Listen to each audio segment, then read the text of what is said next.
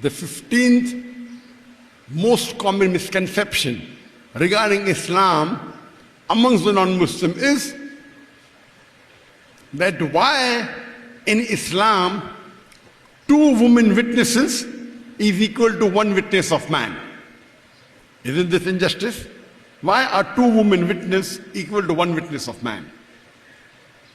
Let me tell you at the outset that in all the cases 2 women witness is not equal to 1 witness of man. There are no less than 8 verses in the Quran which talk about witness but doesn't specify whether it's male or female.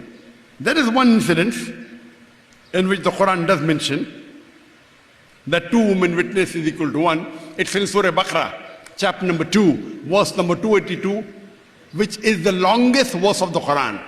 And Allah says, "Oh, you believe, when you involve yourself in any transaction which involves future obligation, put it down in writing and take amongst yourselves 2 just men as witnesses. And if you cannot find 2 men, take 1 man and 2 women, so that if one makes a mistake, the second will remind her."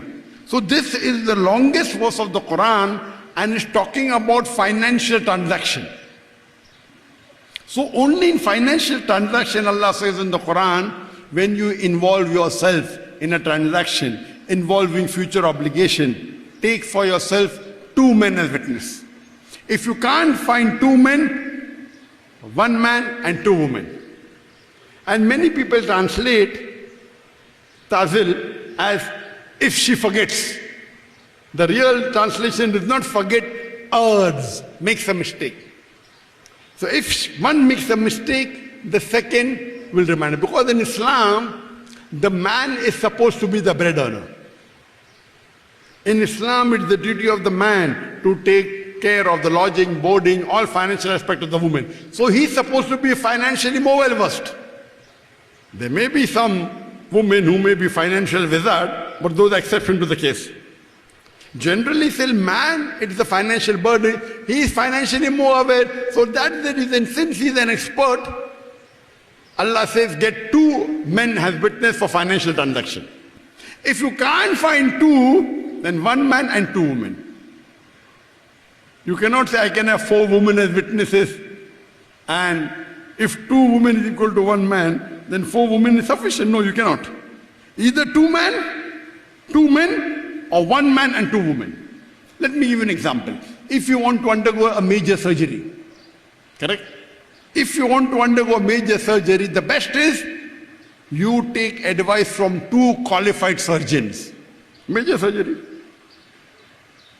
2 qualified surgeon, better.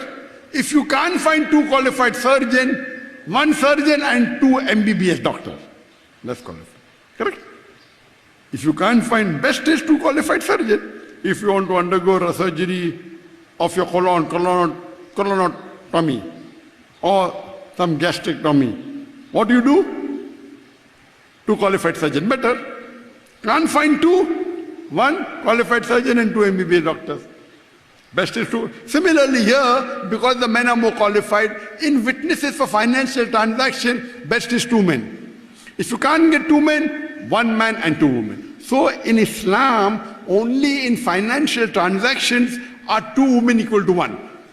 There are some fuqahas, some jurists who said, even in cases of witness for murder, because when they say murder, the woman may not be able to take it. So even in cases of murder, 2 women witness equal to 1. Otherwise, in all the other cases, 1 man and 1 woman is equal. As I mentioned, there are no less than 8 places in the Quran where Quran talks about witness without specifying male or female. For example, Allah says in the Quran, in Surah Ma'idah, chapter number 5, verse number 106, 107, that, oh, you believe, when death approaches you, you take 2 just witnesses before you bequeath to write the inheritance amongst yourself. If you are traveling, can be two just witnesses from others. Here it doesn't specify male or female. Quran says in Surah Talaq, chapter number 65, verse number 2, that when you give divorce, take two just witnesses. It doesn't specify men or women. Allah says in Surah Nur, chapter number 24, verse number 4, that when anyone lays the allegation against the chastity of a woman, if you cannot get 4 witnesses, each one will be flogged 80 lashes. Here in witnesses, it doesn't specify whether it's male or female.